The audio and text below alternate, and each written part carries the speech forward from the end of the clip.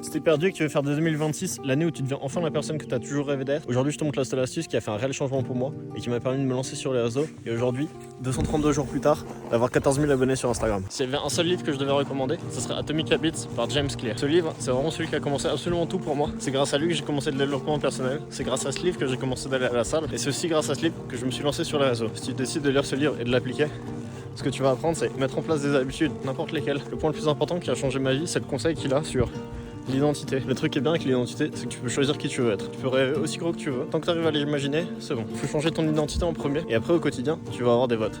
À chaque action, ça va être un vote pour ou contre ta nouvelle identité. Et c'est ce changement de perspective qui m'a permis de me lancer et d'atteindre les objectifs que je me suis fixés. J'avoue que sur la fin 2025, c'était quelque chose que je m'étais un petit peu éloigné. Et du coup, pour 2026, je vais en faire une priorité. On a passé 2 jours avec ma copine à faire une rétrospective et à planifier l'année 2025. Et pour être sûr de tenir nos objectifs, on les a découpés en trimestres. Comme ça, on peut ajuster en fonction de comment on avance. Et ensuite, pour atteindre ces objectifs qu'on a découpés dans les trimestres, on a fait une rétrospective sur les comportements qu'on a au quotidien. Ce qui nous a empêché d'avancer sur nos objectifs, ce qui nous a permis d'atteindre nos objectifs.